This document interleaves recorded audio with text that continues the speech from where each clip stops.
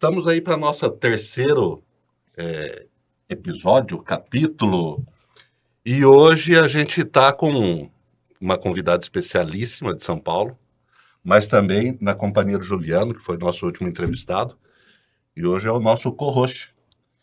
E por quê? Para ficar perfeito, para ficar tudo muito bom. O Juliano na condição de engenheiro, nossa entrevistada Priscila Bezerra, tá? Obrigado, seja bem-vinda a Cuiabá, seja bem-vinda ao nosso humilde podcast. E eu acho que eu vou proporcionar esse duelo aqui entre os dois e vai ser muito legal. Nós vamos extrair muito conteúdo relevante. Duelo não, deixa eu falar. É verdade. Dueto, é verdade. Priscila, além de uma engenheira com excelência, uma comunicadora também maravilhosa. A gente vai tentar entender essa trajetória dela na internet. Tornou ela visível profissionalmente, né? E a gente quer aprender um pouquinho disso também, né, Juliano? Precisamos aprender, temos que aprender muito com ela. Exatamente. Então, pessoal, obrigado pela companhia, obrigado pela oportunidade. Priscila, dá um oi pra gente aí. Fala o que você tá achando de Cuiabá. Gente, eu tô amando, de verdade. Mas antes de qualquer coisa, eu queria agradecer o convite. É uma honra estar aqui com vocês. Já conheço o Juliano há alguns anos, né, Juliano? E o Cris eu conheci hoje. Prazer, Cris. E eu tô amando Cuiabá, Rondonópolis, Mato Grosso de forma geral, principalmente da comida. Que bom, que bom. Espero que pelo clima também. Sim. Nem sempre. Disseram que eu ia passar muito calor. Falou, ó, lá faz sensação térmica de 50 graus. Tá super tranquilo. Você veio numa época boa. Tá agradável esses dias. Tá. Muito agradável. Tá bom pro ser humano, né? Tá a gente bom, diz. tá. Aqui tem uma época que não é muito gostoso. Ainda bem que você acertou. Vai ser daqui a pouquinho, final de julho, agosto, setembro, né? Ah. Agora, e outra, a Priscila, ela não veio, ela veio trabalhar efetivamente, né, Priscila? E dentre essas atividades, você veio fazer uma palestra em Rondonópolis, casa cheia, né? Casa cheia. Hoje à noite é em Cuiabá, no CREA, Exato. né? Então vamos deixar o convite, vamos tentar soltar um corte já para reforçar esse convite para hoje à noite. E entre Rondonópolis e Cuiabá, tiveram ontem visitando uma obra que a Priscila assina o projeto, e parece que o Juliano vai executar, ou ainda está em vias de, está negociando. E, cara, falem como é que vocês passaram o dia de ontem, fala um pouquinho de como é que foi o evento lá de Rondonópolis, a expectativa para o evento de hoje. Perfeito. Então, em Rondonópolis, nós tivemos ali um público bem engajado, foi bem legal, um público de profissional, tomador de decisão, que trouxe ali um fortalecimento ainda maior do quanto que esse tema de impermeabilização ele é importante. E hoje a gente vai fazer essa mesma palestra que nós fizemos em Rondonópolis, vai ser aqui em Cuiabá, com a mesma temática de impermeabilização e patologia das construções, que a maioria dos problemas das construções são infiltrações e umidade, né? Foi incrível de Cuiabá, ou de Rondonópolis, e hoje espero também que a gente consiga fazer uma entrega no mesmo nível, e um engajamento também no mesmo nível, né? Legal. E da obra, essa obra é uma obra bastante icônica, importante aqui para o Estado e para nós também, como projetista da obra seca, muito importante ela, porque é uma obra que traz ali um polo gerador na região de turismo, de negócios, e é linda, né? Nós estivemos lá ontem, como é linda a vista. Gostou do pôr do sol? Muito, muito, muito lindo. E essa obra é linda e todas as demais obras que completam um complexo ali, né? A arquitetura, o pessoal foi bem arrojado, né? Sim. E mistura o clássico ali com aquelas obras que trazem algumas edificações até da Europa, né? Algumas coisas clássicas da própria Cuiabá com o moderno, né? Essa obra que você vai assinar, ela é uma obra bem arrojada, né? Tem os seus desafios, né? Sim. A gente já entregou o projeto de impermeabilização, a RT já está entregue, tá tudo certo. É mais a gente veio também para fazer uma visita técnica. Agora, essa arquitetura, a ideia do arquiteto foi quando você olhasse de cima, tivesse um formato de um olho. E ela é muito bonita. E o detalhe é que o arquiteto é extremamente acessível. Nós fizemos várias reuniões para compatibilizar as disciplinas, para verificar quais eram os pontos mais críticos, e ele aceitou a maior parte das nossas indicações, visando não ter problema de manchas, de infiltrações, de umidade. Isso para a gente é uma porta muito importante, porque se tiver uma resistência, né, de olha, não posso fazer essa alteração na arquitetura porque eu não quero que tenha esse elemento, às vezes pode acabar trazendo ali problemas, né, que podem deixar a estrutura como um todo feia, né, com anomalias. E ele foi super acessível, então acho que isso também é um ponto importante ressaltar. E impermeabilização está nos detalhes, né, Priscila? Exato. Ontem eu acho que a gente teve a oportunidade de discutir pequenos detalhes que podem fazer toda a diferença. Como aquele caso da mureta perimétrica, que você elogiou, a possibilidade de executá-la através do arquiteto, né? E aquele detalhe das mangueiras embutidas. Depois a gente vai falar um pouquinho sobre isso, mas foi muito positiva a visita. Sem dúvida. Eu observo que tem sido cada vez mais sinérgico a intervenção de nós profissionais da área de impermeabilização com os arquitetos. Por quê? Eu acho que o arquiteto é o maior interessado que aquela obra ela brilhe, né? Ela seja bonita. O arquiteto é muito ligado ao visual e é isso. O ofício dele talvez seja esse, dentre outros, né? E, poxa, um projeto às vezes maravilhoso, uma arquitetura maravilhosa, de repente com 2 anos por conta de uma execução mal feita, ou de uma especificação mal feita, ou por um material não apropriado, que daqui a pouco a gente vai abordar, putz, leva tudo a perder. Eu imagino que o arquiteto deva olhar aquilo e falar assim, meu Deus, eu fiz com tanto carinho, tanta dedicação e nada, né? Sim. Inclusive, só fazer uma pequena pausa em agradecer o Guilherme, que é o engenheiro da obra, né? Nós vimos. Que foi ele que nos indicou lá. Então, Guilherme, muito obrigada oficialmente pela confiança, né, em nos contratar. E parabéns pela obra, tá incrível. Priscila, eu atropelei uma parte importantíssima, que é falar um pouco de você, pessoa física, sua formação, quando que você despertou para a impermeabilização, que afinal é uma disciplina do curso de vocês, né? Sim. Mas quando que você falou assim, puta, não, eu vou viver disso daqui? Na verdade, foi antes da engenharia. Então, eu trabalho desde muito nova vendendo roupa. Essa é meu primeiro emprego. Meu registro em carteira com 16 anos era vendedora de roupa em shopping. Uhum. E aí eu sempre quis ser engenheira, mas até então não tem ninguém na minha família que esteja da área, que pudesse me auxiliar, indicando. Eu tive que ir ali cavar um espaço no mercado. Só que eu também não tinha condições de fazer a faculdade de engenharia. Então o que eu fiz primeiro? O curso técnico em edificações, que é gratuito. Ali eu falei, não, é isso mesmo que eu quero, é construção civil. Eu comecei a buscar trabalhos na área para poder começar a fazer a faculdade, né? Por fim, eu consegui um emprego como técnica em edificações de uma empresa em São Paulo que executava impermeabilização. Então, foi meu primeiro emprego dentro da construção civil. Isso foi em 2010. Você já buscava impermeabilização? Não. Aconteceu. Aconteceu.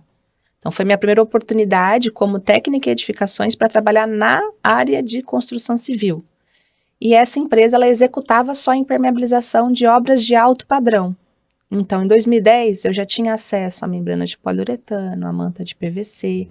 Então, eu aprendi a impermeabilização já com sistemas tecnológicos. Trabalhei 4 anos lá, depois fui para a impermeabilizadora paulista, também de São Paulo, que aí executava obras prediais. Aí eu fui conhecer a fundo a manta asfáltica, argamassa polimérica, os sistemas mais convencionais. Uhum. Foi bom, né, que me tirou daquela bolha que eu estava, me ensinou algo. Depois, em 2019, eu fui trabalhar numa indústria de impermeabilizantes, assumindo a área comercial, e aí vender roupa na época me auxiliou a ter técnicas de venda da parte técnica, efetivamente. Foi que eu conheci o Juliano, inclusive. Eu quero saber essa história de como que vocês se cruzaram. Perfeito. Na sequência. Na Pode sequência. Foi um mandar. marco Tá. importante.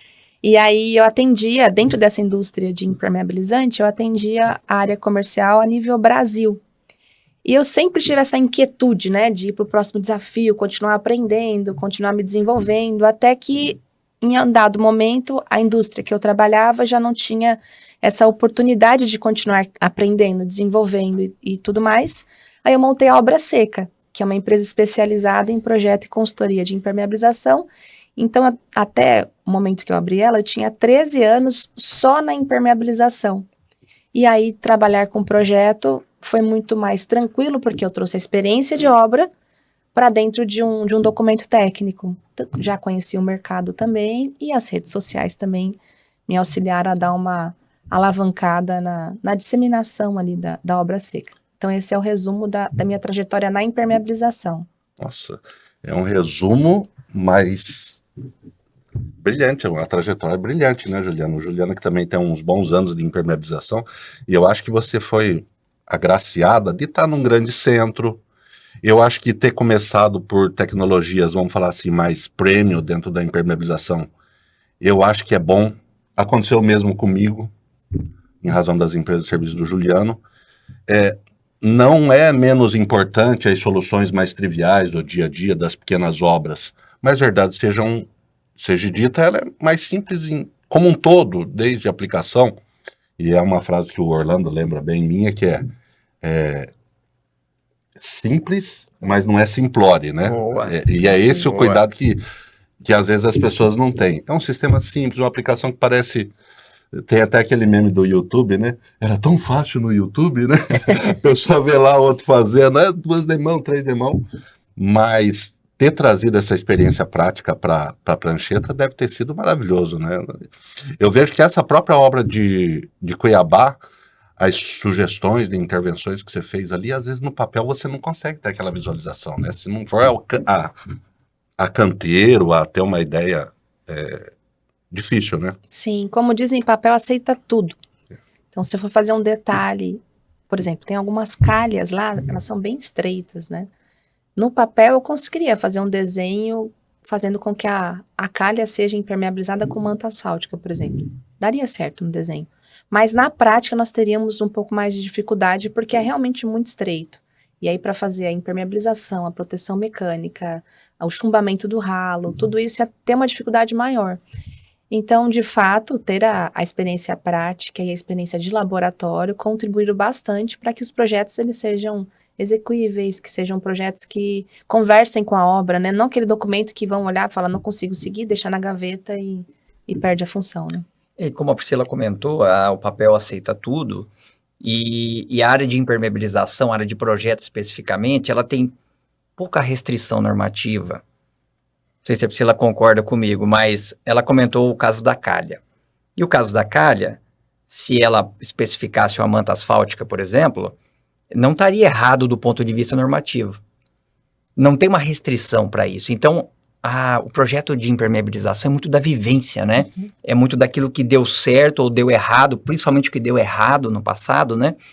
E eu costumo dizer que a área de impermeabilização é uma área sofrida para quem executa, principalmente, porque para a gente definir aquilo que dá certo, a gente tem que errar um pouco, né? Se você pega, por exemplo, lá uma ficha técnica de um determinado produto, ele vai ter recomendações, mas ele nunca vai dizer o que não fazer com aquele produto, né?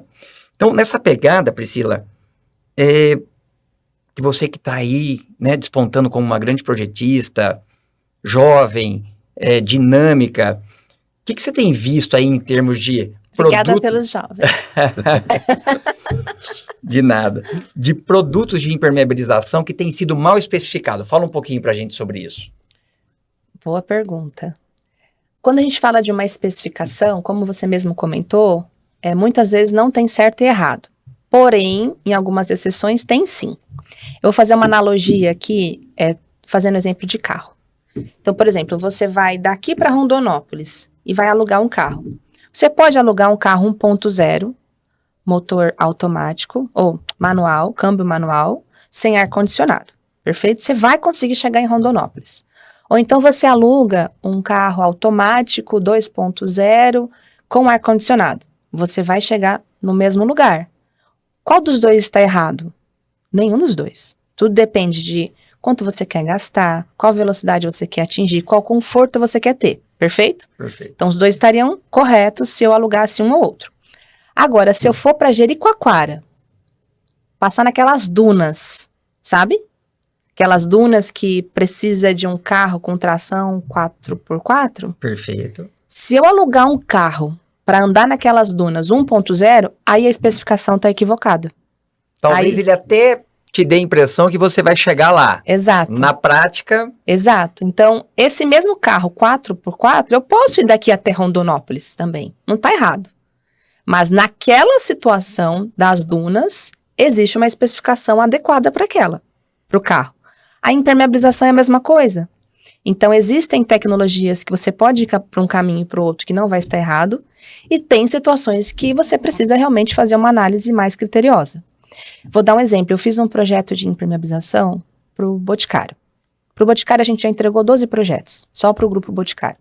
E uma planta específica, que fica em Camaçari, tem uma área elevada, que é a área de higienização, onde eles fazem as limpezas dos tanques metálicos, onde produz creme, shampoo e tudo mais.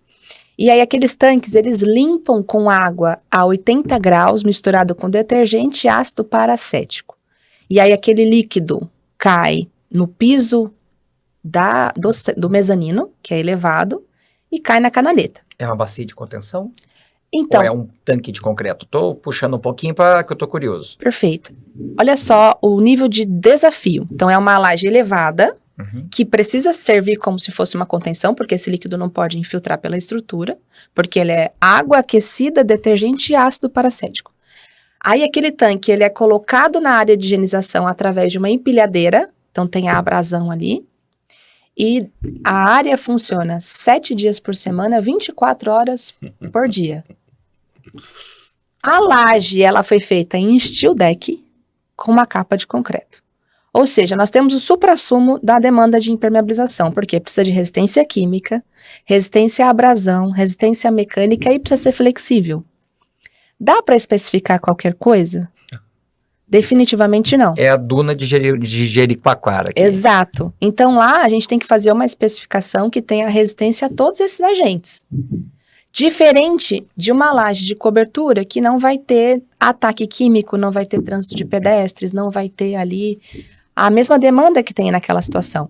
Então por isso que o projeto de impermeabilização ele é importante para fazer essa análise e traçar ali uma solução que seja viável, que seja tecnicamente adequada e que resista a todas as soluções. O problema, e aí respondendo a pergunta, é que qual é o sistema mais utilizado no Brasil hoje? Talvez no mundo ainda? Talvez, depende da região, Eu não né? sei te dizer essa Mas no pergunta, Brasil, com talvez. certeza. Mas é um debate interessante isso. No Brasil, é certeza porque tem uma pesquisa feita pelo Instituto Brasileiro de Impermeabilização que diz que o sistema mais utilizado no Brasil é a manta asfáltica. Curiosidade, você tem uma ideia percentual? Ah, de cabeça não, mas eu posso depois compartilhar essa pesquisa. E aí quem está assistindo a gente, se quiser, depois, como é que posso falar para eles procurarem a gente pelo Instagram? Claro. Pronto, é Priscila Bezerra. Me manda um direct lá falando, me passa o link da pesquisa, que eu envio, combinado? Voltando para cá, o sistema mais utilizado é a manta asfáltica. A manta asfáltica resolve uma porrada de coisa, mas ela não é a única solução para todos os problemas. Boa. Então, uma especificação equivocada é quando eu preciso de um 4x4 para rodar na duna e eu alugo um carro que todo mundo sabe que é bom, que todo mundo usa, que todo mundo está habituado. Então, acho que essa Perfeito. é uma pontuação, né, de trazer aqui para nossa discussão. Salvo engano, Juliano, foi a oportunidade que vocês se conheceram foi em torno de alguma obra que tinha seus desafios também, não era algo muito trivial, né? É Conta um saneamento. pouquinho de como que vocês se conheceram, como que a Priscila chegou aí até a montante. Conta Legal, a Priscila legal, conta. legal. Não, então, só contextualizando, conheci a Priscila pré-pandemia, Foi, acredito que 2018, ou meados disso, né? sim. E era uma obra de saneamento que uma das empresas nossas atende, e ali o principal desafio não era impermeabilização, era algo dessa pegada que a Priscila começou a falar, né, do Boticário, é um sistema de proteção anticorrosiva frente a ataque ácido dentro de uma estrutura que se chama WASB, né, Priscila? Exato. O WASB é uma estrutura que é, por concepção, fechada, e a biodigestão ocorre ali dentro, e o que sobra é um gás que se converte em ácido. Então, nesse quesito, precisa de um sistema de impermeabilização de alto desempenho. E foi aí que eu conheci a Priscila, né, Priscila? Fala um pouquinho dessa obra. Essa obra foi um marco pra gente, tá? Foi mim muito também. importante. Só uma curiosidade, em 2018, a Priscila já tinha essa visibilidade na internet? Aí é que tá. Em 2018, estava trabalhando na empresa que eu conheci o Juliano, que era uma fábrica de impermeabilizante, e eu já estava com aquele finiquito ali, de querer desenvolver, ampliar a atuação da empresa que eu trabalhava mesmo, e eu não ganhava comissão, tá? Era puro sangue de vendedora mesmo, não tinha meta para bater, eu queria fazer acontecer, né? Uma característica. E aí eu comecei a compartilhar conteúdo na internet voltada para o negócio que eu estava trabalhando naquele momento. E comecei a buscar empresas que eu pudesse me conectar, que eu pudesse ter ali um relacionamento comercial. Eu achei a Montante pelo LinkedIn. E comecei a tentar me conectar com o Juliano para a gente fazer negócios. Então, a indústria que eu trabalhava tinha soluções para a área de infraestrutura, de saneamento básico, industrial. E aí eu falei, bom, é um bom stakeholder, né? Nome bonito, hein? É. Stakeholder. Não é? Quem vê pensa que fala inglês. E aí a gente foi iniciando uma tratativa, né, Juliano, para iniciar esse relacionamento comercial. Encurtando a história, nós chegamos até uma estrutura em Sertãozinho, que é interior de São Paulo. A gente estava numa negociação boa ali com a empresa que iria comprar o material. Foi uma obra grande, né? Uma obra importante. Encurtando a história, deu tudo certo. A gente conseguiu vender o material, o Juliano conseguiu fechar a execução, nós nos aproximamos comercialmente. Dali em diante, encurtando também a história, eu acabei saindo da Masterpol, montei a Obra Seca e no fim a gente continuou conectado, né, Juliano? Perfeito. Você sabe que você me deu um gancho aqui, e aí eu queria deixar um convite especial para os engenheiros profissionais da área. A Priscila hoje é uma referência no Instagram, né? E o Juliano, ele faz um trabalho de longa data, e aí a Priscila até endossou um pouco isso, sem querer, de longa data. Então nós estamos falando de 2018, um ótimo trabalho no LinkedIn.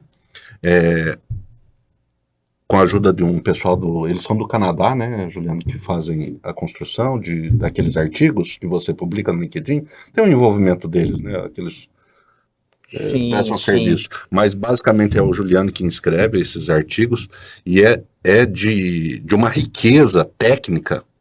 E assim, foge do trivial, realmente, soluções. Ele traz como cases, né, das empresas de serviço, mas ele agrega informação ali, não é só assim, eu sei fazer isso, tá? Sim. Não.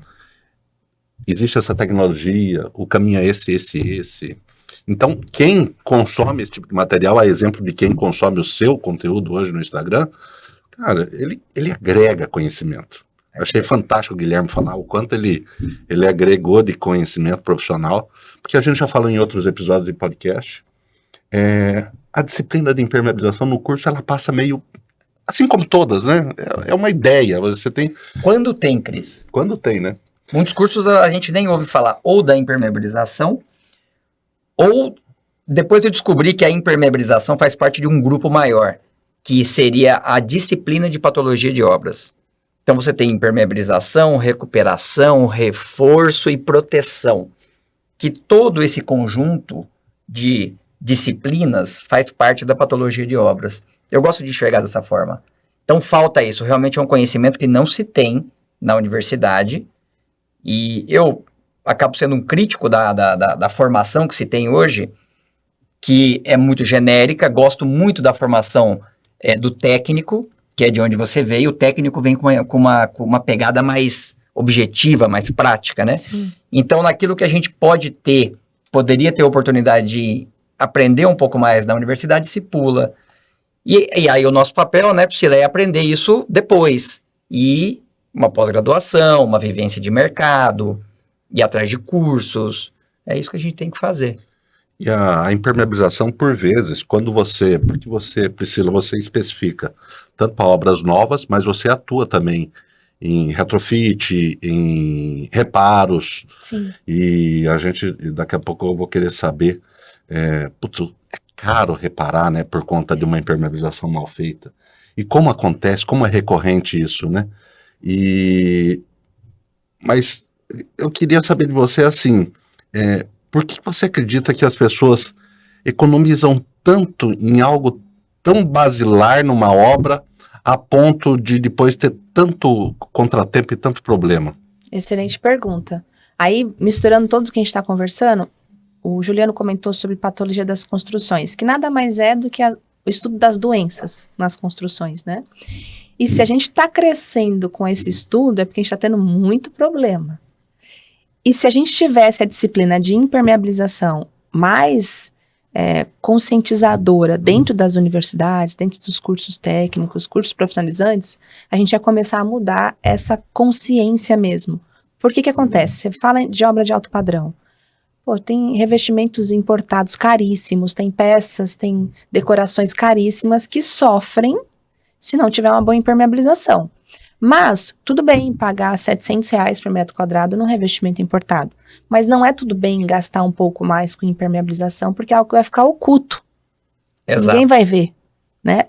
E não existe um glamour na impermeabilização, Não. né? Ela é aquela etapa da obra que está escondida. É quase como uma tubulação. Exato. O pessoal falava assim, vamos usar, tem aquela propaganda, né? 1% do custo da sua obra é tubulação. Use Tigre, lembra disso? Uhum. Isso Eu acho que pegou, né? E eles conseguiram, né? Conseguiram colocar isso. É então... esse movimento que a gente precisa alcançar dentro da impermeabilização também. Exato, exato. E por isso que é tão importante o trabalho que o Juliano faz há tanto tempo no LinkedIn, por isso que é tão importante a gente difundir a impermeabilização. Então eu fico extremamente feliz por esse momento aqui no podcast, por poder fazer a palestra em Rondonópolis, a palestra aqui em Cuiabá, porque isso acaba elevando o nível de consciência de quem está nos ouvindo. Em Rondonópolis, nós tínhamos engenheiros, construtores, síndicos, Que tinha bom, até olha, síndico. fantástico. E aí, falando sobre retrofit, síndico é um público extremamente importante que seja conscientizado. E a gente faz projeto para obras novas, para retrofit, para obras grandes e para obras pequenas. Precisou de projeto de impermeabilização, a gente atende todo mundo que queira profissionalizar ali aquela disciplina.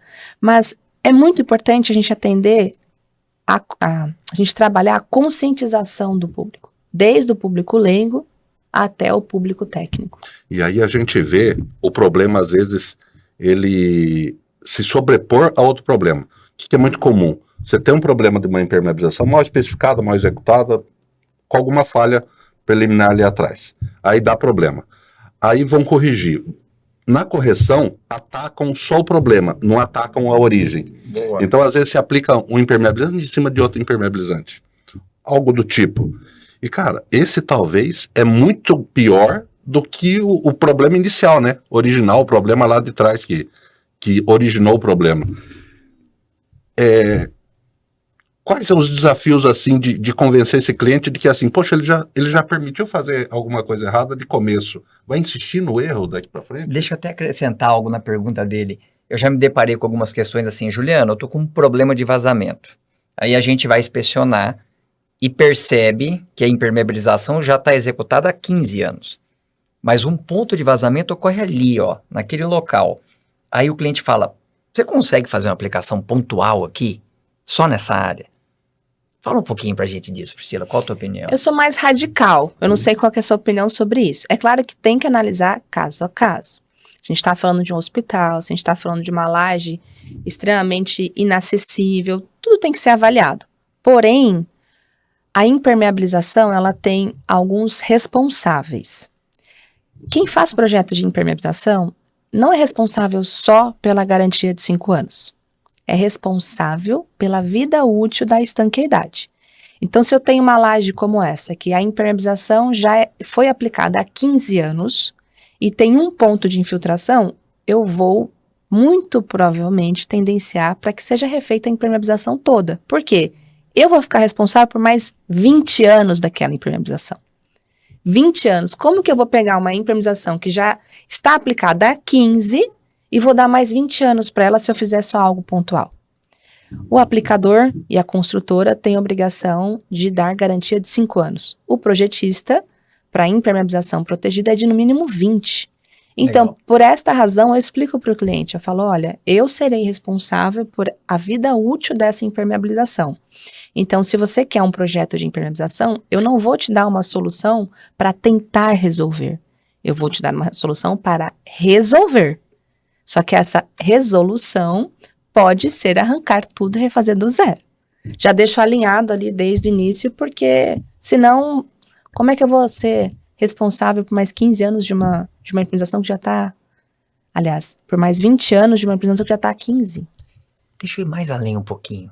Você tocou num ponto que me despertou aqui e é um assunto que eu considero muito interessante e que ainda causa algum debate, né? Que é isso que você falou. Você usou um termo interessante, chama vida útil de projeto. Aí a gente dá um passinho atrás e vem para um outro termo, que é vida útil de referência, né? A VUR. De onde vem essa VUR? O que é o vida útil de projeto e a vida útil de referência, Priscila? Então, o fabricante, nos informa qual que é a vida útil de referência. Então, fazendo uma analogia de novo com um carro. Nós temos uma expectativa de vida útil de um carro. Porém, se eu pegar aquele carro e trabalhar com aplicativos, eu vou solicitar muito mais daquele carro, logo, ele vai ter uma vida útil reduzida. Se eu pegar aquele mesmo carro e quem for utilizar é um senhor de idade que sai só para ir comprar pão ou para viajar de final de semana, a vida útil desse carro, ele vai ser mais prolongada do que aquele mesmo carro sendo usado para o motorista de aplicativo. Fazendo essa correlação com a impermeabilização, a vida útil do carro é como se fosse a VUR que o fabricante nos dá. E a vida útil de projeto é quando a gente pega essa VUR e analisa todos os fatores. Vai ser um motorista de aplicativo ou vai ser um senhor que vai utilizar o carro? Será que o asfalto que ele vai dirigir é um asfalto com buraco ou é uma estrada nível São Paulo? Perfeito. Então, a diferença entre a VUR e a VUP é que a VUR é uma estimativa genérica e padrão. A VUP é algo calculado especificamente para aquela utilização de impermeabilização. E quem faz o cálculo da VUP é um projetista. Não tem como ter vida útil de projeto sem um projeto. E aí, trazendo, vocês falaram muito para o engenheiro, mas agora falando para o cliente final, que são coisas muito distintas do termo garantia, né? Sim. Porque o cliente final, óbvio, no direito dele, ele pergunta qual é a garantia, né? E aí, cabe ao profissional, aplicador ou engenheiro que vai especificar, tá detalhando isso para ele, né? E está detalhando principalmente de onde saem essas expectativas, né? De produto certificado, onde é feito o ensaio de vida útil daquele produto. É mais ou menos por aí ou eu estou equivocado? Tá bom, eu acho que, até complementando, né, eu tenho que responder essa pergunta quase diariamente, né, para clientes, o que é a garantia, né? Então a pessoa fala, tá, mas a vida útil é a sua garantia? Quando elas se confundem, né? Diferencia isso pra gente, Priscila, o que é garantia de vida útil? Garantia é que o Código de Defesa Civil exige de 5 anos para impermeabilização. Então, seja o construtor, o aplicador ou o fabricante, ele precisa dar no mínimo 5 anos de garantia. Ponto. Isso quer dizer que quando der 5 anos vai começar a infiltrar? Não necessariamente. Pode ser que comece a infiltrar 3 meses depois que impermeabilizou. Pode ser que 20 anos depois não tenha infiltração. Então, a diferença entre garantia é que eu preciso garantir estanqueidade por 5 anos, que é uma exigência legal, e vida útil é quanto tempo será que essa estanqueidade vai ser eficaz? Qual a expectativa de vida útil daquela impermeabilização? Comprei uma geladeira, ela tem vida útil, ela tem garantia de 1 ano. Quer dizer que depois de 1 ano eu vou ter que comprar outra geladeira? Não. Depende de como vai ser o uso, de como vai ser a manutenção, e a impermeabilização é a mesma coisa. Você falou tudo. Fazendo um paralelo de novo com o carro, né? A gente compra um carro, aí a gente tem lá hoje até 5 anos de garantia do carro, né? De determinadas peças, inclusive. Agora, teu carro vai durar 5 anos? Né? Aí é que volta aquela conversa. É como você está usando o teu carro. Teu carro pode durar 15 anos ou teu carro pode acabar até antes dos 5 anos, né? Uhum. Então, acho que faz todo sentido esse comparativo. Priscila, deixa eu te perguntar uma coisa, e eu acho que eu vou dar gancho para o Juliano novamente complementar. Existem muitos produtos similares no mercado, né? Opções, e ainda bem que assim existe, né? Dá possibilidades para o cliente. E mais, dentro de soluções similares, a gente vê na prática, acho que o Juliano vê isso na prática, você via muito quando estava mais na vivência do canteiro, que são similares peronomútil, né? O termo, né? Aquele similar equivalente, o que é isso, né? Exatamente. Sobretudo essa onda do Brasil agora que é tipo, né? Ou sabor. A calabresa agora é sabor calabresa, não é calabresa. O presunto nosso nunca foi um presunto, né? Ele sempre foi um... Mas no Brasil parece que tem piorado. Mas voltando ao nosso negócio, os similares, é importante olhar para a indústria que está por detrás daquilo, não descredibilizando indústrias menos notórias. Às vezes você tem, sim, um bom produto numa indústria recém-nova, mas existem disparidade de qualidade em produtos similares de diferentes indústrias? Sim, respondendo bem objetivamente. E outro ponto importante é que às vezes uma indústria, ela tem um nome muito forte, só que isso não significa que todos os produtos da linha dela serão bons. Então, o que você trouxe de às vezes ser uma empresa menor, pode ser que essa empresa menor tenha um produto fantástico numa determinada química e outro não. E aí um fabricante maior, multinacional, pode ser que tenha 10 produtos que são incríveis, que têm uma boa performance, e outros tantos que não têm uma boa performance. Então é importante a gente estar nessa troca com os aplicadores, com os especificadores. É muito importante ter uma troca real de como aquele material performa no canteiro de obra, porque a gente vai entendendo no mercado o que é um produto que dá para trabalhar, que dá para especificar, que dá para ter tranquilidade de determinadas marcas e quais produtos não tem como trabalhar. Então, isso é extremamente importante. A ficha técnica, talvez, até traga dados que não são tão reais. Na especificação, muitas vezes a gente pede laudos para comprovar aquela performance que está falando na ficha técnica, para entender realmente se aquele material tem esse desempenho esperado. E aí, trazendo uma informação sobre o IB é o Instituto Brasileiro de Impermeabilização. Vou até fazer uma pergunta aqui. Vocês já estão associados ao IB? Não somos associados. Vou fazer um convite oficial, então. Olha só por que eu estou falando isso. Eu estou como vice-presidente de marketing do IB. Fui votada recentemente a única mulher na gestão. E agora, no mês de julho, a gente vai fazer um evento iniciando aí a nova gestão do IB.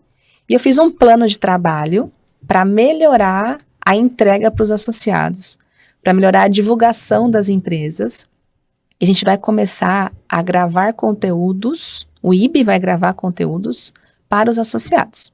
Então, a gente vai gravar episódios de podcast, vai gravar conteúdo em obra, vai trazer ali uma conexão entre quem é associado e o mercado da construção civil. Então, vai ter associado projetista, aplicador, distribuidor, construtora, para justamente levar o conhecimento da impermeabilização para o mercado. E por que eu toquei no assunto do IB? Existe o PQIB. O que é o PQIB? É um programa de certificação de produtos. Então, o fabricante vai lá e desenvolve uma argamassa polimérica, uma manta asfáltica. Todos eles são obrigados a desenvolver produtos que atendam os requisitos mínimos da norma. Perfeito? Okay. Certo. Perfeito. Aí eu pego meu produto, levo para o laboratório, faço o ensaio e falo, ele passa. Só que o que garante que esse produto que eu levei para o laboratório é o mesmo que eu vou entregar para todas as obras? Não existe um ciclo constante de checagem? PQIB. Não existia. Então, se eu quiser laudar um produto específico e mandar formular um produto com uma performance melhor, eu mando aquele produto para o laboratório, ele faz as análises e eu falo, todos os meus produtos serão iguais a esse que eu mandei, essa amostra que eu mandei para o laboratório. Mas nada garante que isso é uma verdade. E aí, para garantir que isso seja uma verdade, o IB tem esse programa de certificação. O que eles fazem? De 6 em 6 meses, eles passam em obras que tem aquele produto, sem avisar, pega uma amostra do produto e leva para o laboratório. Olha que importante isso. Isso é para realmente trazer uma segurança maior para quem for ter ali materiais na obra, para quem for especificar, para nós aplicadores, para nós projetistas, para todo mundo. Então, é muito importante vocês se aproximarem do IB por várias razões. Uma delas é para estar por dentro de quais são os materiais que continuam certificados. Que têm sido validados, né? Exato. Tem produtos que perderam a certificação. Que bom. Pra você ter uma ideia, sem dúvida é muito interessante, do total interesse nosso, porque a Montante, como o Juliano lhe falou, é um grupo hoje de 4 empresas, a Montante Comercial é uma delas, que é a nossa revenda técnica. E a revenda técnica não é algo muito novo no Brasil, tem revendas técnicas com 30 anos aí no mercado. É um conceito, né, Cris? É um conceito, mas que, verdade seja dita, estava limitado aos grandes centros, né? Isso popularizou, começou a vir para o interior do Brasil, em Cuiabá, eu acho que a Montante foi talvez a primeira que se apresentou com essa proposta, há 5 anos, então, foi em 2020, né? Mas, como tudo, parece que às vezes começam a banalizar, né? Aí, dali a pouco, todo mundo coloca um crachá de revenda técnica. Como todo produto, coloca lá certificado. E como você falou, a certificação é uma das garantias, mas não é uma verdade absoluta. A figura da revenda técnica, você acha que agrega no dia a dia de vocês, tanto na execução quanto no projeto? Ela consegue trazer informações? Vocês têm acesso às indústrias, mas ela consegue também fazer uma ponte, talvez para aquele profissional de um porte um pouco abaixo, que não tem acesso à indústria. Qual a relevância de uma revenda técnica nesse complexo que existe? É importantíssimo, de verdade, é importante porque a gente tem profissionais no balcão de vendas que entendem do assunto. Então, se você for numa loja de varejo, que vende tudo, que vende luminária, tubulação, elétrica, impermeabilização, revestimento, argamassa, é mais difícil de você tirar dúvidas especificamente sobre a impermeabilização. Se a gente está falando que engenheiro não entende como deveria de impermeabilização, não estou menosprezando ninguém. Sim. Mas é muito mais difícil um vendedor que está ali na linha de frente, que vende um pouco de cada coisa, é muito mais difícil ele ter uma consciência como deveria, comparado a uma revenda técnica que está ali em contato constante com os fabricantes, recebendo treinamento, recebendo ali aplicadores que são da área. Então, a revenda técnica para impermeabilização, ela deveria ter em todo canto do Brasil. Sim, concordo. Concordo e complementando, né, Priscila? A impermeabilização ela é muito mais do que o produto. A gente até agora tratou de produtos, né? Sim. Mas ela é muito mais do que o produto. Ela é um sistema. E o sistema ele é composto de, além do produto, uma boa mão de obra qualificada e um bom preparo de superfície e uma boa especificação. Então, a revenda técnica, ela cumpre esse papel, né, dentro de um mercado que é carente, que é um mercado amplo e que muitas vezes não tem a condição de contratar um projeto, contratar uma empresa certificada, né, e comprar os melhores produtos. Então, a revenda técnica aparece nesse cenário. Eu confesso que eu me apaixonei pelo modelo, né, e acho que tem bastante futuro, né? É um pouco frustrante, como eu falei, no Brasil, no movimento, às vezes as pessoas começam a só usar o título, né? E eu te pergunto, na sua percepção, a empresa, para ser uma revenda técnica de verdade, quais são os principais diferenciais dela para uma loja de varejo? Repetindo, a gente não está descredibilizando uma loja de varejo, mas fazendo uma associação, como fizemos já hoje, se na medicina você tem médicos generalistas, o clínico geral, existem os especialistas. E talvez a impermeabilização esteja no mundo da construção civil, junto com alicerce, como coração e cérebro, né? Talvez a parte de alicerce de uma obra e impermeabilização esteja como para a saúde seja um cérebro e um coração, né? Também é relevância. Importância, né? Importância. O que difere, de fato, uma revenda técnica de uma loja de material de construção? O que precisa? Conhecimento, né? Conhecimento. Ponte, acesso à indústria. Perfeito, perfeito. Tudo que o Juliano já trouxe, que você já trouxe, que é o diferencial. Do contrário, não vai ter o suporte técnico que o cliente precisa. Muito bom. Gente, estamos caminhando para a reta final do nosso bate-papo. Não sei até quanto tempo foi. Eu acho que estamos beirando uns 45 minutos. Olha, mas eu vi que a bolinha do Juliano aqui tem muita coisa ainda. Então, Ju. Eu ainda tenho as minhas perguntas para a Priscila. E ela não vai sair daqui tão fácil assim, viu? Eu queria fazer pouca intervenção, falei demais já. Por favor, zera essa lista aí. Não, tem uma coisa que a gente começou no início do podcast a falar sobre mantas asfálticas, né? E eu tenho, assim, uma coisa com a manta asfáltica, porque eu, como a Priscila, comecei a trabalhar muito cedo. E a minha lembrança das primeiras atividades que eu fazia era eu lá com a saveirinho que a gente usava, transportando rolo de manta. E eu carregava aqueles rolos de manta e levava para a obra e acompanhava o pessoal desde sempre. Então, a manta asfáltica sempre teve muito presente. Foi daí que eu surgi praticamente, né? E lá pelas tantas, ao escolher seguir essa carreira, a gente abre um pouco, né, o olho, aumenta a nossa percepção sobre o que era aquele produto. Até então a gente aplicava usando uma técnica que é aderida a maçarico. E depois a gente descobriu uma outra técnica que é aderida a asfalto quente. A minha percepção sobre o tema é que eu consegui tirar um pouquinho da responsabilidade do aplicador, a responsabilidade manual, tirar dele aquela aplicação quase artesanal e trazer essa responsabilidade do funcionamento do sistema para o asfalto, né? Então, com isso a gente consegue escalar um pouquinho mais, com mais segurança, o negócio de impermeabilização. Qual a sua percepção sobre e qual a diferença que você enxerga nas mantas aderidas a maçarico e aderidas a asfalto quente? E se, voltando àquela pergunta, ela cabe esse sistema, ou maçarico ou asfalto quente, caberia em qualquer lugar? Excelente pergunta. Não cabe em qualquer lugar, responder de trás para frente, né? Mas vamos trazer aqui a principal diferença sobre a aplicação dos dois métodos. As mantas, elas, aqui no Brasil, elas vêm com espessuras definidas. Eu falo aqui no Brasil porque em Portugal não é por espessura, é por quilo. Sério, não sabia. Interessante. Então, lá a manta asfáltica chama tela asfáltica. Eles falam tela asfáltica de 3 quilos, de 4 quilos. Então, o que importa é a massa asfáltica e o estruturante. Aqui a gente fala em espessura, né? Mas vamos supor, eu compro uma manta asfáltica de 3 milímetros e aplico com maçarico. Quando eu estou aplicando com maçarico, eu perco espessura. São micras, mas eu perco espessura. Então, o sistema ele fica mais esbelto. Quando eu aplico uma manta asfáltica com asfalto, eu ganho espessura. Eu adiciono espessura.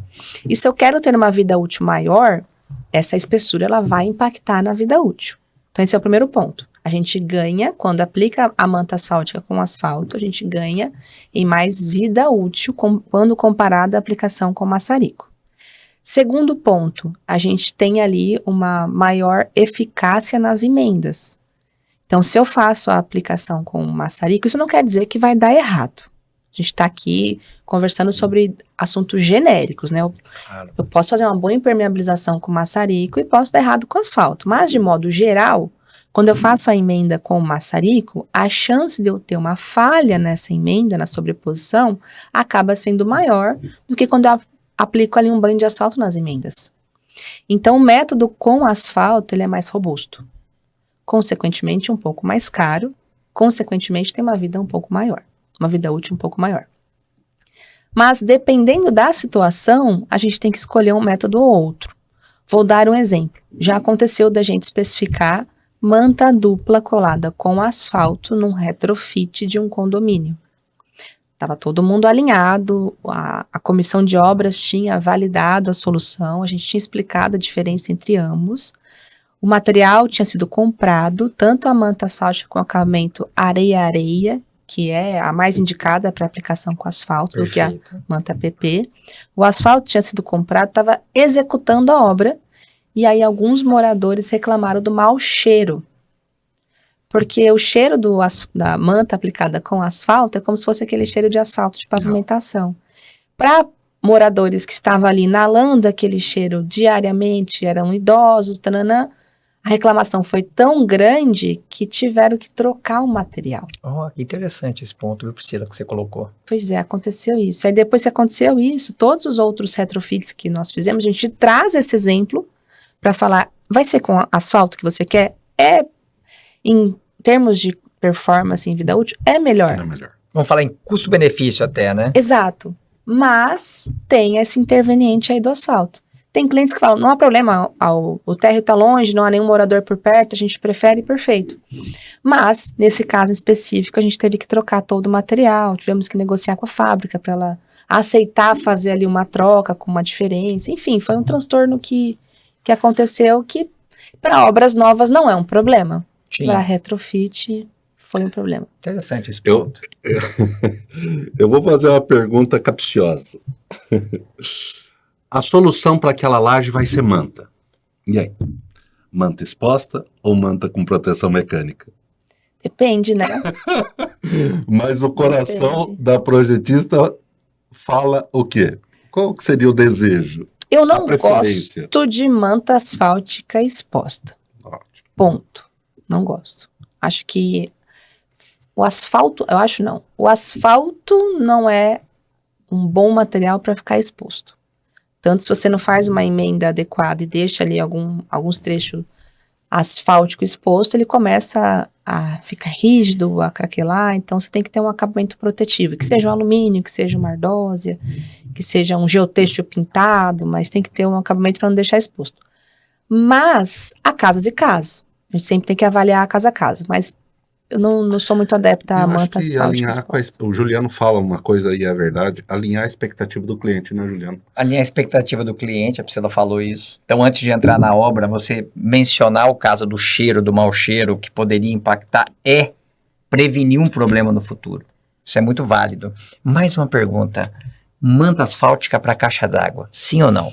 Nossa, eu falei isso na palestra de Rondonópolis. Eu não especifico, eu vou te explicar por quê. Quando acabar esse podcast, os fabricantes de manta vão me cancelar, né?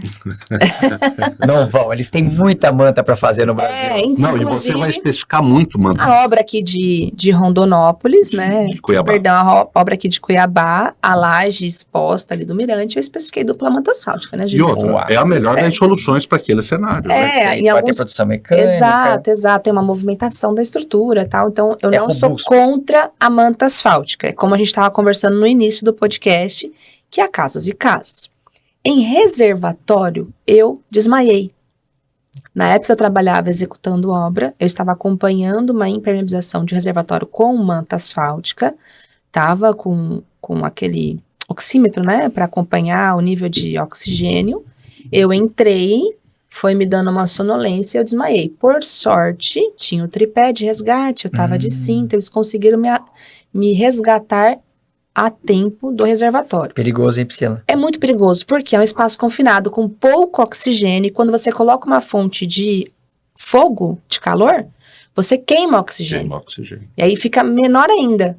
Aí falaram, nossa, mas como que o cara que estava aplicando não desmaiou e ela desmaiou? É porque tem uma questão de condicionamento físico. Eu pratico atividade física, mas meu sistema respiratório não estava acostumado com aquele nível de oxigênio. E o cara que está lá dentro aplicando, ele faz isso todos os dias. A minha visita é esporádica. Eu não aguentei, eu desmaiei. E foi, assim, muito traumático para mim. A partir daquele momento, na época eu trabalhava numa impermeabilizadora, eu falei, eu nunca mais vou acompanhar obra, nunca mais na minha vida eu vou acompanhar obra de manta asfáltica dentro de reservatório. Quer me mandar embora? Pode mandar. Eu não vou acompanhar.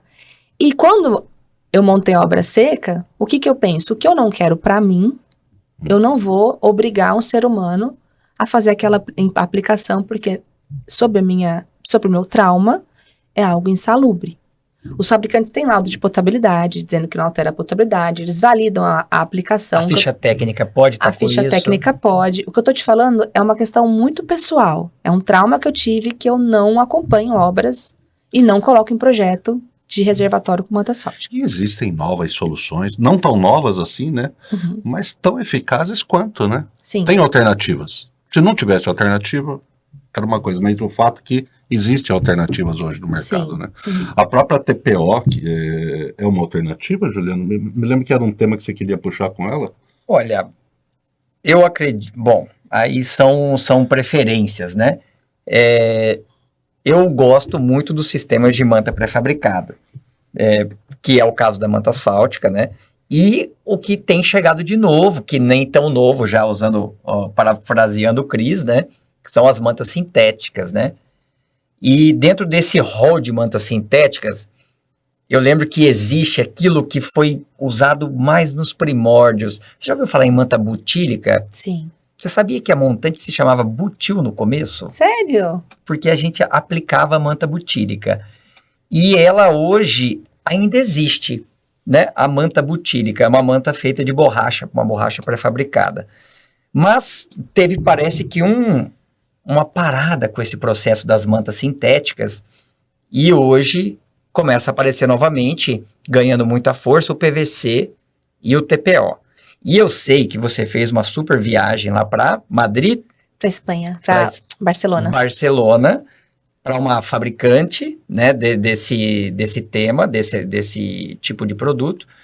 E me fala aí, lá fora, como é que está o tema das mantas sintéticas e como você enxerga elas no Brasil? Se já é um mercado consolidado, é um mercado em expansão, onde a gente pode utilizar esse tipo de material? Você viu que tem um monte de pergunta aqui. Tem um monte de É um produto já climatizado para o Brasil? Boa. Excelente. Eu fui para Barcelona, foi um curso, na verdade, que eu fui fazer. É que esse curso ele foi ministrado dentro de um laboratório de um fabricante que cedeu o espaço para gente. Mas foi muito interessante que uma das etapas do nosso curso foi visitar uma obra de 20 mil metros quadrados que estava sendo impermeabilizado com manta TPO. E essa impermeabilização, ela tinha sido iniciada e previsão de ser concluída em um mês. 20 mil metros quadrados. E as emendas da manta, ela estava sendo feita com aquele robô que nós comentamos, né? Muito legal, né? É muito legal. E aí, por que que isso é uma realidade em países desenvolvidos? Por algumas razões. Primeiro, disponibilidade de mão de obra. Então, quanto mais um país vai desenvolvendo, mais a população vai estudando, mais alternativas de menos esforço físico vão surgindo. Então, por exemplo, motorista de aplicativo, entrega de comida por delivery. Tudo isso acaba mostrando alternativas para a população de que ela não precisa trabalhar com obra. Uhum. Ela pode trabalhar entregando, fazendo o horário dela e ganhando a mesma coisa do que se ela fosse trabalhar com obra. Então, esse desenvolvimento do país acaba trazendo opções que tira o profissional da obra. Sim. É um efeito natural de um país em desenvolvimento. Por isso que países já desenvolvidos acabam trazendo imigrantes para a mão de obra. Porque não tem quem está lá dentro, já está estudando, já está buscando. Então, é um efeito comum para desenvolvimento. Tem a parte boa, que significa que o Brasil está em processo de desenvolvimento, e a parte ruim é que falta mão de obra. Onde eu vou do Brasil, reclamam que está faltando mão de obra. Isso é um fato. E aqui em especial, tá, Priscila? Aqui é o estado que tem a segunda menor taxa de desemprego do Brasil. Muito bem colocado esse ponto. E aí esse processo de desenvolvimento acaba trazendo cada vez menos disponibilidade de mão de obra. E o que nós fazemos em contrapartida? Precisamos industrializar a impermeabilização. Precisamos automatizar alguns processos. Precisamos de robôs para alguns processos.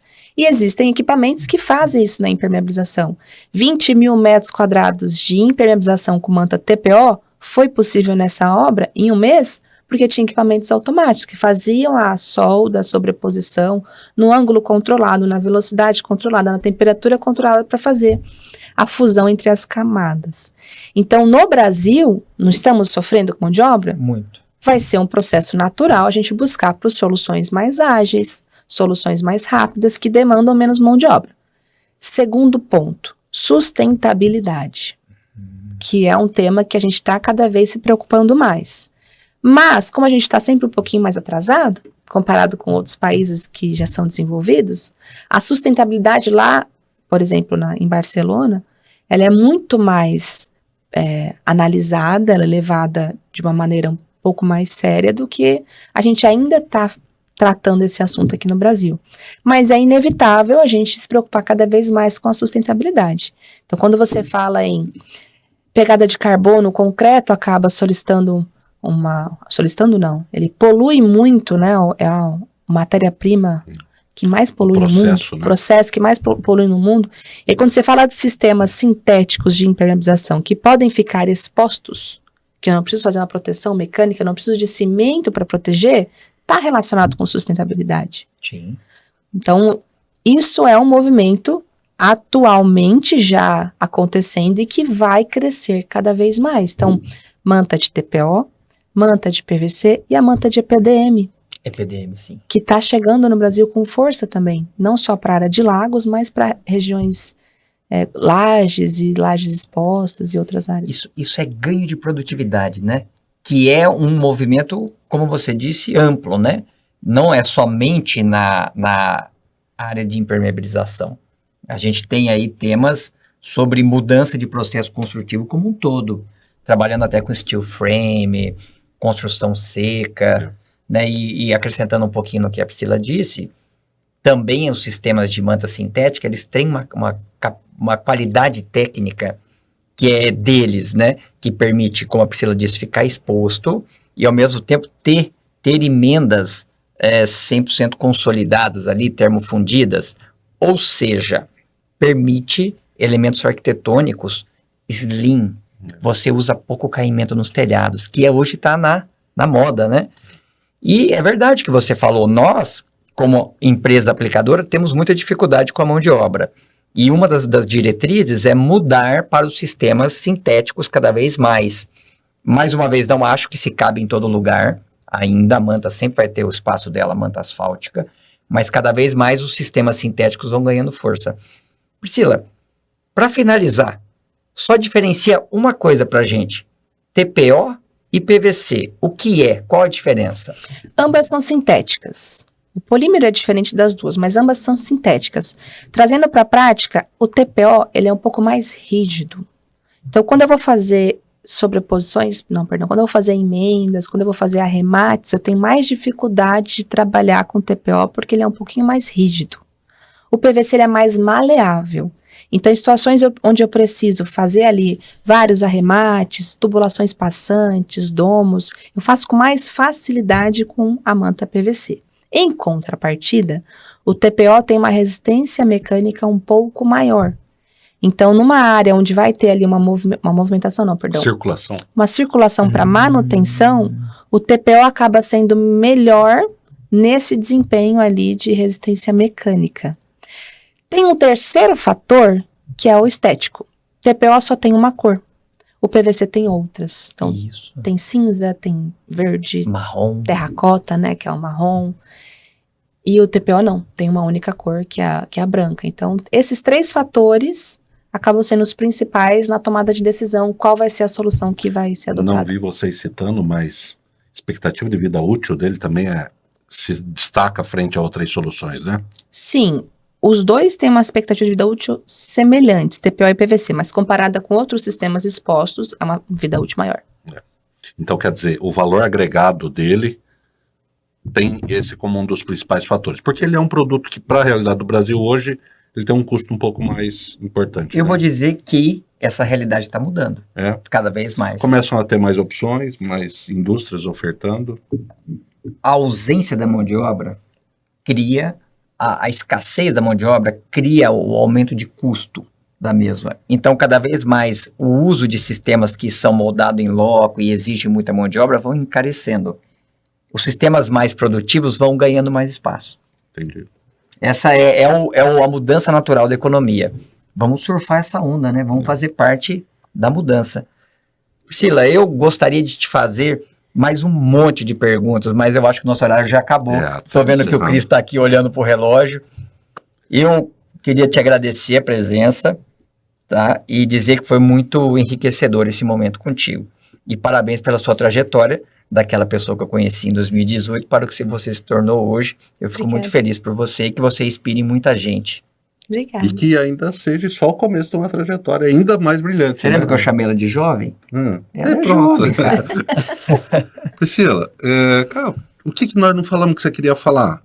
Deixar o convite para o pessoal também seguir a Obra Seca, né? Que é seu mais novo projeto, podemos falar assim. Mas, além disso, cara, suas palavras aí. Agradecer o convite de vocês, agradecer aí esse momento também, que é importante pra gente, né, poder compartilhar a importância da impermeabilização, porque a gente está aqui congregando um único objetivo, que é conscientização, que é levar conhecimento, então agradeço a oportunidade. E o meu convite, eu sei que a Soma já vai estar como expositor no Concrete Show, né? Perfeito. Mas o convite é para quem está nos ouvindo, para separar esse momento, para fazer parte ali da visitação da feira, porque a Concrete Show é o maior evento da cadeia construtiva da América Latina. E por lá, as pessoas que visitam são pessoas que estão em busca de tecnologia, em busca de fazer network, de palestras de alto nível. Então, eu gostaria de deixar aqui o convite. Eu não sei se a gente falou em off ou já on. Você é embaixadora da Concrete Show, né? Para quem não conhece, a Concrete Show é a principal feira. Detalhe melhor para nós. É o maior evento da cadeia construtiva da construção e de infraestrutura da América Latina. E por lá estão os principais fabricantes, consultores, projetistas, aplicadores, não só do mundo da impermeabilização, mas do mundo do concreto, da infraestrutura de forma geral. E nesses eventos é muito importante a gente estar presente para ser visto, para compartilhar conhecimento, para fazer network. Sai negócios de lá também, né? E esse ano, então, o Juliano vai estar lá com a Soma-se. Estaremos lá com a Soma-se, é um stand conjunto com a Paramétrica e a Soma-se, e é a primeira vez que a gente vai participar. Semana passada a gente fez uma reunião para definir os layouts, então a coisa está começando a virar uma realidade, né? Quando a gente decide participar, ainda não é, mas de repente quando você começa a ver a coisa se transformando, você começa a se apegar. Então eu estou feliz com essa perspectiva de estar lá junto contigo e participando pela primeira vez. Eu vou falar uma outra informação, não sei se vocês sabem, as outras edições do Concrete Show foram gratuitas. Este ano vai ser pago. Então, todo mundo que for acessar vai pagar para estar presente. Eu tenho um cupom de desconto, que é PRIB20, que aí a pessoa tem 20% de desconto. Mas por que a organização decidiu cobrar?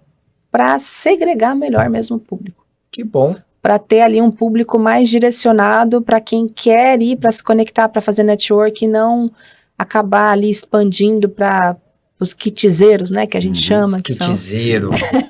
Boa. Não, e com Gostei certeza do isso tema. vai ser convertido em alguma coisa a mais na feira também, Exato. né? Talvez palestras, porque tudo tem seu custo, né? Sim, Então, sim. certamente esse aporte, esse investimento vai ser convertido a favor dos próprios participantes, Sim, né? tem a Arena 120 Ideias, que todos os dias tem dezenas de palestras gratuitas que a pessoa pode acessar quando estiver no evento. Tem o Congresso Construindo Conhecimento, que esse é uma parte exclusiva do evento, que esse tem um ticket maior para quem quiser acessar aquela área. São as palestras técnicas? Dentro do congresso acontecem palestras exclusivas. Tá. E aí este é um ingresso com valor maior, porém é totalmente justificável pelo que é entregue. Quem não quer ir para o congresso, na Arena 120 Ideias consegue ter acesso às palestras que o Cris comentou. Mas eu achei incrível essa ideia, porque a gente consegue ter ali o público que realmente é tomador de decisão, o público que vai para fazer a diferença, né? Gostei. Acho que faz sentido. Legal. Bom, pessoal, é isso. Juliano, quer deixar também algum convite, algum agradecimento? Olha, agradeço Eu o Cris agradeço. mais uma vez a oportunidade de estar aqui. O Cris é o host, né? Então Ele manda bem, hein? eu conheci um tema novo hoje, que eu sou o co-host. Bom, então é isso. Obrigado por me convidar mais uma vez. Foi um prazer estar aqui, né? Falar de um tema que a gente gosta. E o convite para a visitar o nosso stand lá no Concrete Show, que vai ocorrer, Priscila, de quando a quando? Em agosto, finalzinho de agosto, né? É isso. Bom. E eu deixo o convite mais uma vez para conhecer o nosso espaço físico aqui em Cuiabá. Temos a nossa revenda técnica, com muito conhecimento, com muita informação para dividir. Temos prazer em dividir conhecimento. Em desenvolver pessoas. Se por um lado eu sou jornalista, por detrás a gente tem um corpo de engenheiros, começando com o Juliano e todos os demais ali das demais empresas que nos dão esse suporte, fazemos as pontes com as principais indústrias. Então, não é só a compra, mas se você tem alguma dúvida, se a gente conseguir ajudar de alguma forma, né, Juliano? Perfeito. Estamos lá de braços abertos para receber a todos. Sila, muito obrigado. Muito feliz de que tenha conseguido esse tempo na sua agenda para nós. Estaremos à noite juntos lá, tá? Fica o último convite, que é para o evento hoje à noite no CREA. Sila vai estar agregando mais conhecimento ainda para nós. Obrigado, Juliano, e obrigado a vocês que nos acompanhou mais uma vez. Acompanham os nossos cortes agora no perfil da Priscila. Ao longo de todo esse conteúdo aqui, a gente vai estar colocando o seu arroba lá. E da Montante Comercial também, tá bom? Obrigado, até mais para vocês. Tchau, tchau. Ó, sem paradas, hein? Muito bom. Ó, quando você lida com profissional é outra coisa. Obrigada.